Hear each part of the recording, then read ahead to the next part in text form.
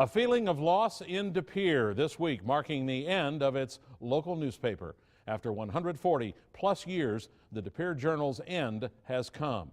We want to mention that the picture that we showed at the beginning of this newscast was of the Green Bay Press-Gazette and not of the De Pere Journal.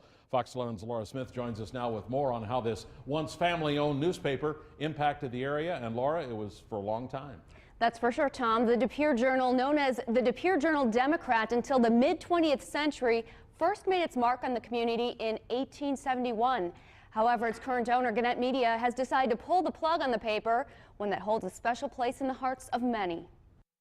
You were looking at the actual newspaper as it was printed on January the 5th, 1922. Worn edges and yellowed paper. The front page, of course, this is a lot of very important stories. We have snowstorms in January, of course. De Pere's history is documented on these pages. Somebody went from De Pere and visited a friend or relative in Appleton. Literally everything. Somebody was building a new chicken coop. That got in the newspaper. Our museum here is... Almost every issue is carefully preserved at the White Pillars Museum. This week's paper, dated February 27th, will be the last to archive. It certainly is a very key event with the closing of the De Pere Journal. It's the end of an era, one that started in the late 1800s. A local family, the Creviers, ran the paper for decades.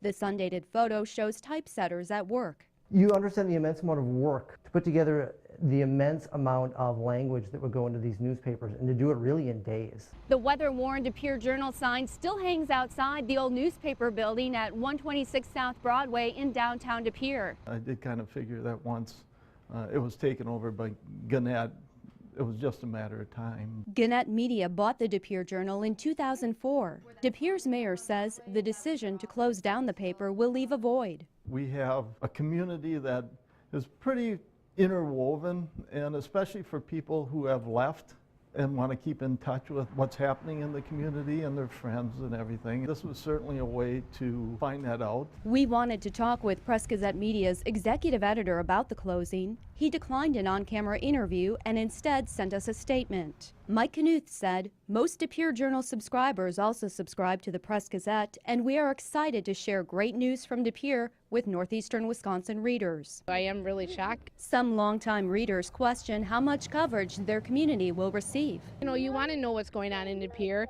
and that focus is just on De Pere and the schools around the area.